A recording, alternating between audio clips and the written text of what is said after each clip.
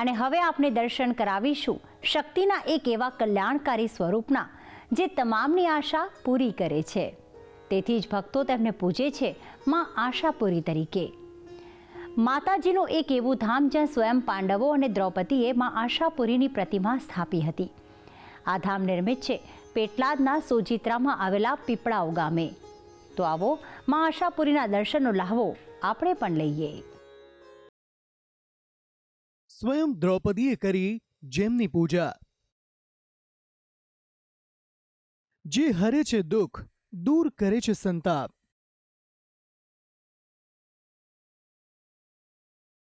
ચૌલ ક્રિયા કરાવવાનું ઉત્તમ સ્થાન, જેને કહેવાય છે માં આશાપુરી ધામ.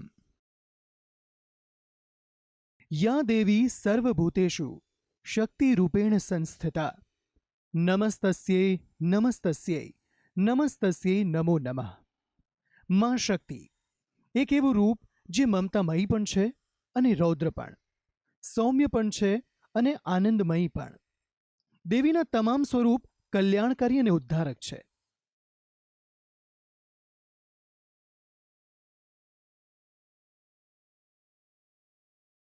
કહેવાય છે કે માં શક્તિ કદી પોતાના ભક્તોને નિરાશ નથી કરતી અને નિરંતર ભક્તોની મનોકામના પૂરી કરે છે. આવો જે કલ્યાણકારી સ્વરૂપ છે માં આશાપુરીનું, જે ભક્તોની મનોકામના પૂર્ણ કરનારું અલૌકિક સ્વરૂપ માનવામાં આવે છે. સોજિત્રા તાલુકામાં આવેલું છે પીપળાવ ગામ, જે પાવન થયું છે માં આશાપુરીના વાસથી. અહીં માં બિરાજ્યા છે માં આશાપુરી સ્વરૂપે, જેમનું સુહામણું સ્વરૂપ જોઈને ભક્તો પણ બોલી ઉઠે છે, જય માં આશાપુરી. આજે અમે આપને દર્શન કરાવીશું માં આશાપુરીના. આપણી ભક્તિ યાત્રા આવી પહોંચી છે સોજિત્રા તાલુકાના પીપળાવ ગામે, કે જ્યાં બિરાજેલ છે માં આશાપુરી. કહેવાય છે કે સૈકાઓ પૂર્વેના આ મંદિરમાં માની સ્થાપના સ્વયં પાંડવો અને દ્રૌપદી દ્વારા કરવામાં આવી હતી.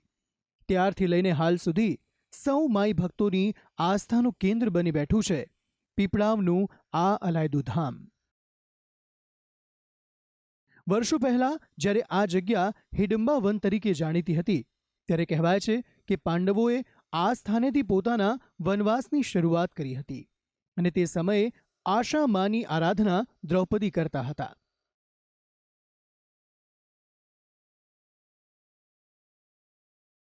અજ્ઞાતવાસના અંતે આ સ્થાનકે દ્રૌપદીએ ગજાનન ગણપતિની કૃપાથી પૂરી માતાની પણ સ્થાપના કરી અને પાંડવોએ રાજી થઈને નામ આપ્યું હતું માં આશાપુરી. પાંડવોના ગયા પશ્ચાત આ સ્થાનનું મહત્વ વિસ્તરાતું ગયું, પરંતુ ત્યારબાદ એક સમયની વાત છે, આ જગ્યા પર એક ભરવાડ ગાયોનું મોટું ધણ ચરાવવા આવતો, જેમાંની એક ગાય નિત્ય દૂધ અહીં ટેકરી પર ઝરી દેતી, જ્યાં દ્રૌપદીએ માતાજીની સ્થાપના કરી હતી.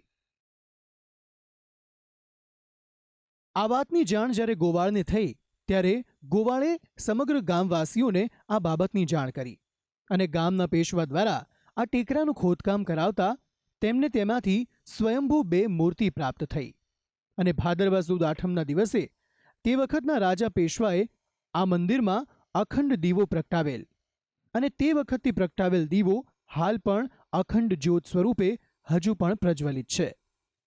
આ મંદિરના 1200 વર્ષ પુરાણું છે અને અહીંયા લોકવાયકા પ્રમાણે ભાદરવા સુદ આઠમ અને નોમ માતાજીનો મોટો મેળો ભરાય છે.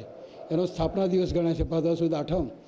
ત્યારબાદ અહીંયા આગળ લોકો બાળકોની મુંડન કરવા આવે છે અને લગ્ન પણ વિધિ થાય છે. ઘણા યાત્રાઓ છે. અમારા રવિવારનો મહિમા વધારે હોય છે. અહીં કોઈ નિઃસંતાન દંપતી હોય તેમને સંતાન પ્રાપ્ત થાય એટલે આશાપુરી માતાજીના મંદિરે આવેલ તળાવ પાસે ચૌલ ક્રિયા કરી પોતાની મનોકામના પૂર્ણ કરે છે. અહીં પ્રસંગોપાત લોકો પગપાળા આવતા હોય છે. અહીં ભક્તો પોતાની માનતા પૂરી કરીને પણ માના દર્શન કરવા માટે આવે છે અને પોતાના જીવનને સમૃદ્ધ બનાવવા પ્રાર્થના કરે છે. તો આમ માં આશાપુરી તમામ ભક્તોના દુઃખ હરનારી અને કષ્ટ નિવારનારી છે, જેના દર્શને આવતા ભક્તો પોતાના સઘળા કષ્ટો ભૂલીને અહીંના ભક્તિમય વાતાવરણમાં થઈ જાય છે લીન અને જપે છે માત્ર માં આશાપુરીનું નામ.